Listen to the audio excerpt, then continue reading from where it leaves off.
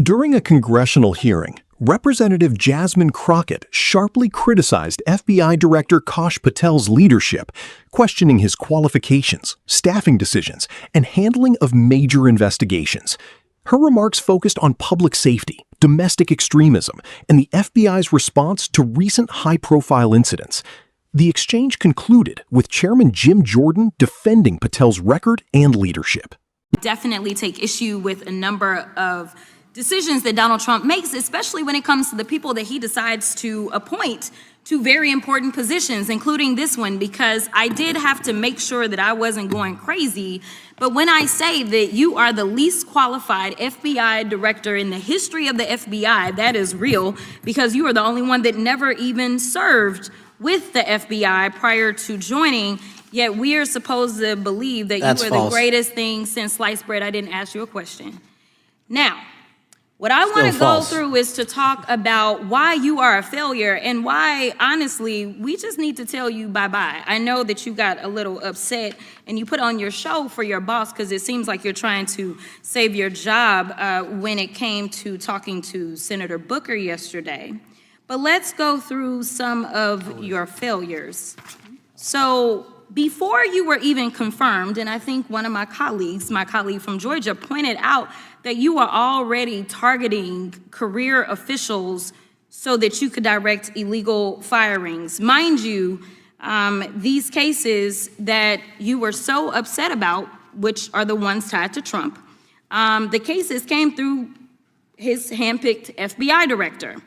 And frankly, when people sit around and say things like, oh, you know, we're happy because now we feel safe. I don't know who feels safe in this country except for the white supremacists, because I specifically as a black woman definitely don't feel safe.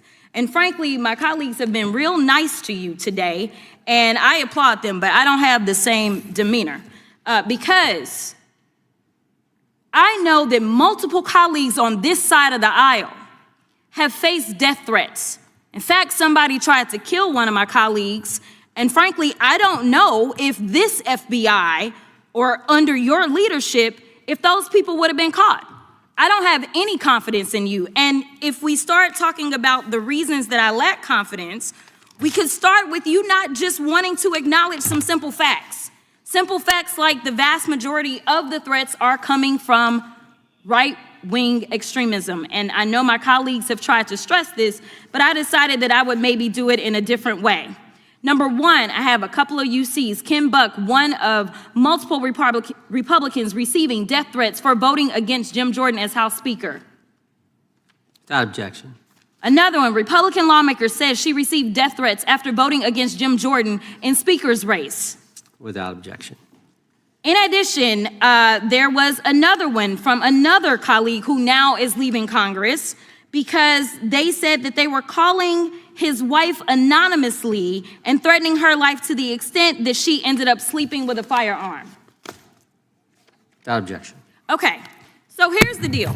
How are we supposed to have confidence when you're sitting up here telling the Senate yesterday that it will take you 14 years before you can get the FBI fully staffed to do their jobs? You're also now redirecting resources so that they can go and play ICE agents on the streets. You're getting rid of your most qualified people. And even when it came down to somebody that you consider to be a friend, you were posted up having some fancy dinner to the extent that you posted not only once erroneously, you posted twice erroneously as it relates to catching somebody. And then you want to go and say, let me take a victory lap. Because honestly, if it wasn't for parents deciding that they were going to turn in their child, it seems like y'all wouldn't have got there, even though he literally confessed online. So I'm confused about what it is that the FBI is doing except for trying to put on a show for the apprentice or whatever you want to call him. The day after all of this took place, there was domestic terrorism that was taking place at HBCUs. They were targeted.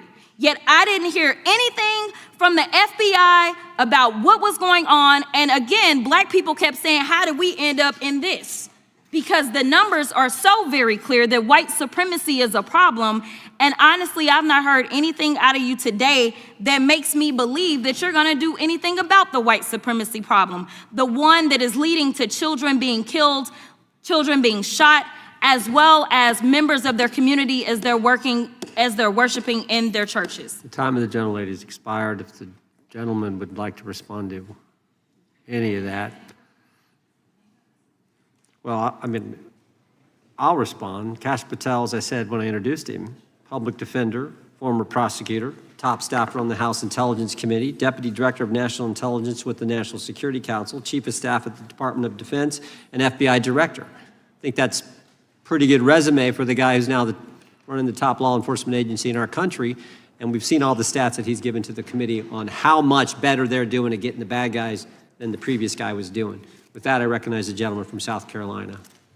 Thank you, Mr. Chairman. Crockett began by reminding the committee that former FBI Director Christopher Wray had been appointed by President Donald Trump.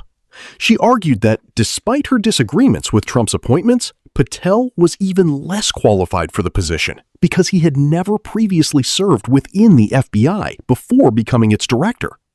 Rather than posing questions, Crockett used her allotted time to outline what she described as failures under Patel's leadership.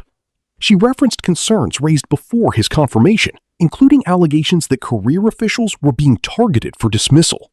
She also argued that investigations involving former President Trump had originally been initiated under an FBI director appointed by Trump himself. Crockett said she lacked confidence in Patel's leadership, citing concerns about threats directed at members of Congress. She noted that several lawmakers had received death threats and mentioned that one member had survived an assassination attempt. She questioned whether the FBI under Patel's leadership would be capable of effectively preventing or solving similar crimes. Turning to domestic extremism, Crockett argued that the majority of politically motivated threats originate from right-wing extremist groups. To support her remarks, she requested unanimous consent to enter several news reports into the congressional record documenting Republican lawmakers who received death threats after voting against Representative Jim Jordan during the House Speaker election. She also referenced another former member of Congress who reportedly retired after anonymous threats were made against his family. The hearing underscored the sharp partisan divide over the leadership and direction of the FBI. Representative Crockett argued that Director Kash Patel's tenure has weakened confidence in the Bureau's ability to combat domestic extremism and protect public safety, while Chairman Jim Jordan defended Patel's qualifications and cited improvements in the FBI's law enforcement performance. The exchange highlighted ongoing disagreements in Congress over federal law enforcement priorities, leadership, and accountability.